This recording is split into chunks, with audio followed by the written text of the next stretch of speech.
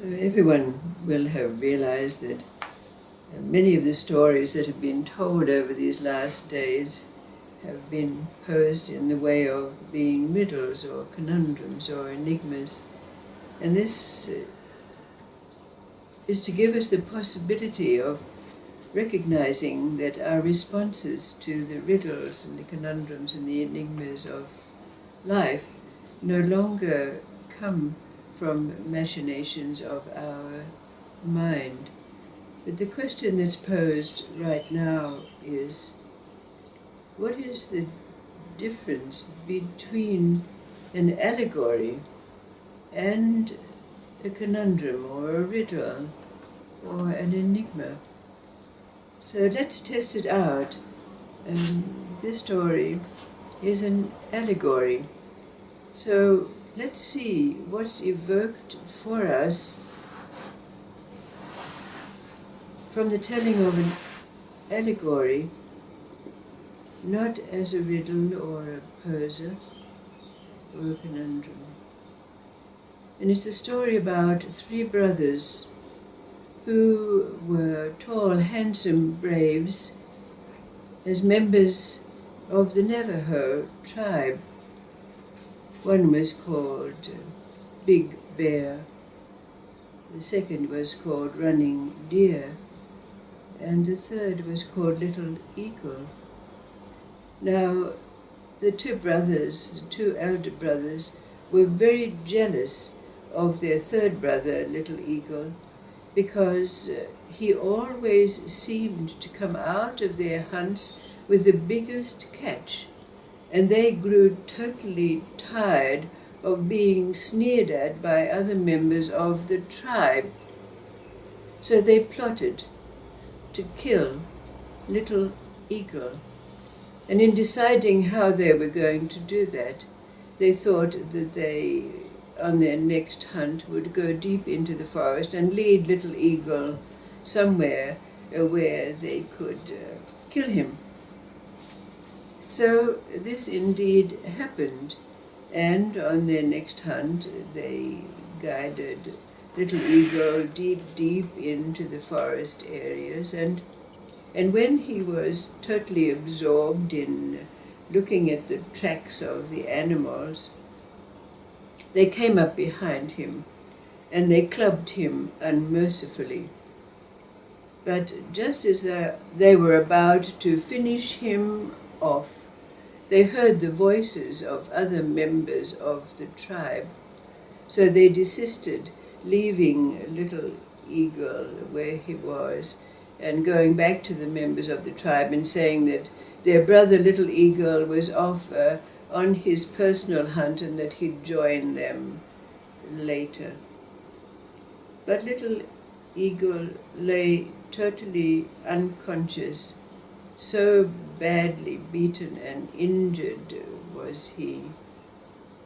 But then, after some while, Great Spirit came along and brought him back to consciousness.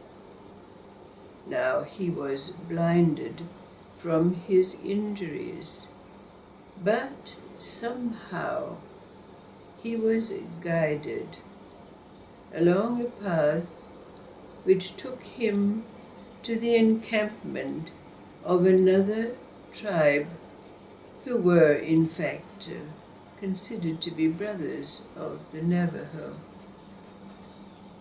Now, Little Eagle came back to being able to see, but he could not remember who he was or where he came from, although it was known from the beads on his tunic that he was of the Navajo tribe.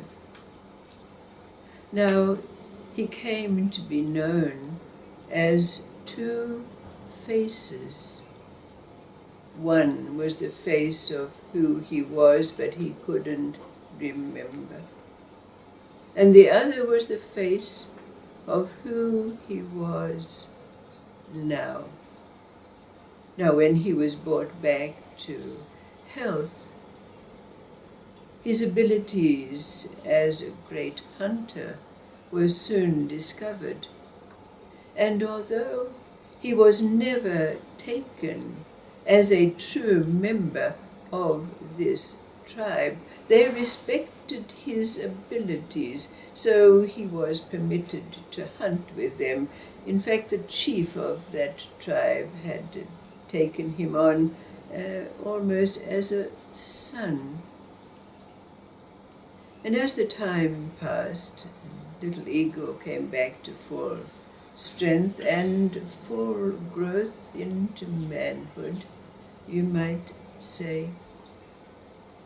He had a dream, and in that dream, Great Spirit came to him once again and said, "You know who you are. You are Little Eagle of the tribe of the Navajos. Now go and take your rightful place. But before doing so, take unto yourself a wife." Now Little Eagle and the daughter of the chief of the tribe had often exchanged loving glances, but Little Eagle, in the position in which he was, had no place. He had no tent. He had no horse. How could he ask for the hand of the daughter of the chief? But when he came up with a but, Great Spirit said to him, "Did you not hear what was said? Go, take your rightful place, but take unto yourself a wife." So Little Eagle went to the chief of that tribe, and he said, "I know who I am. I am Little Eagle of the tribe of the Navajo, and I ask for your daughter's hand in marriage." The chief very gladly, knowing that his daughter had fallen in love with Little Eagle, gave permission for them to wed. But then it was time for them to set out to find Little Eagle's own tribe. Now, when Great Spirit had spoken to him, he had also been given instructions of a kind.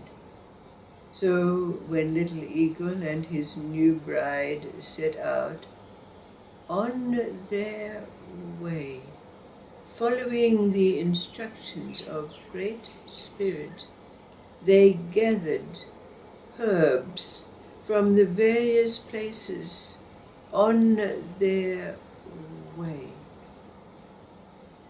When they arrived after some long while at the encampment of the Navajo tribe, they found many in a great staze.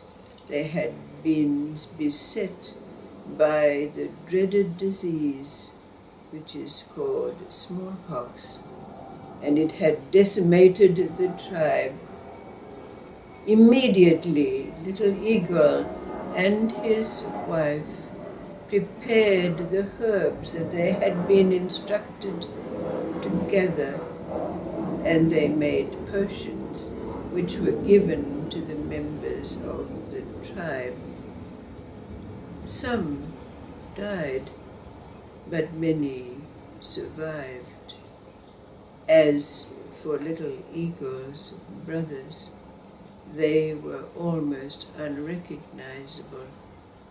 The smallpox disease had ravaged them, but they had been and were repentant of what they had done to Little Eagle and sought his forgiveness. This was given, and in due time Little Eagle became the chief of what we know is a great tribe, not only a tribe, but a great nation.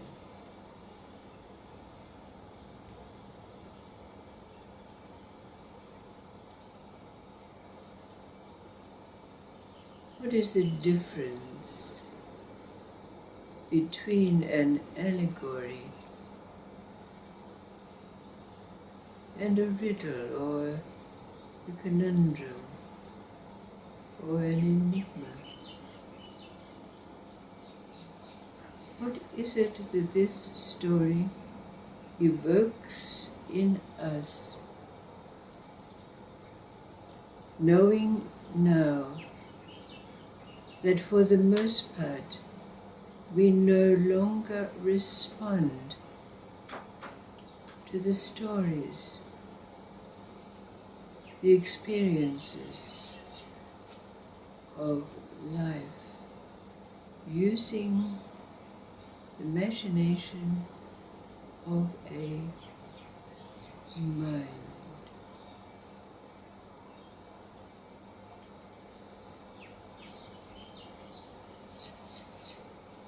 What is the difference between an allegory, a story of life, and the enigmas, the riddles that are every day presented to us in the people, situations we meet?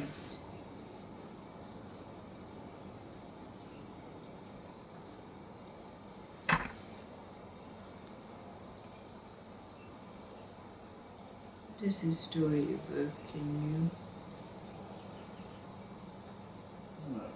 Allegory represents something else. In that case, allegory represents the spiritual journey, going back home to what you really are.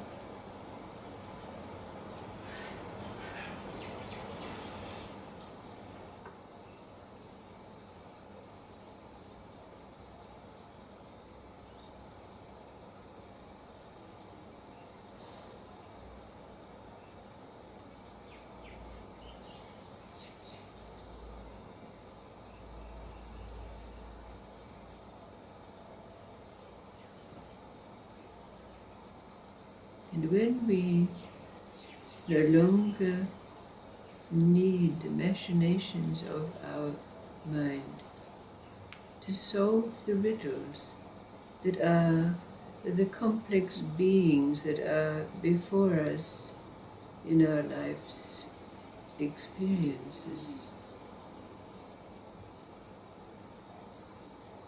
what is it that's there?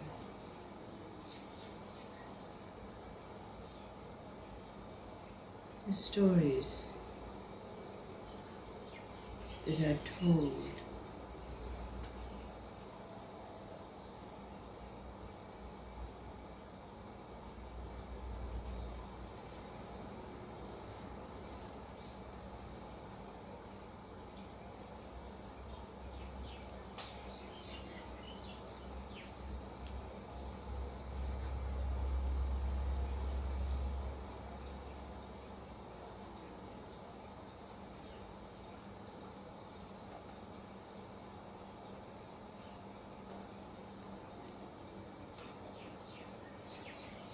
what does this story mean?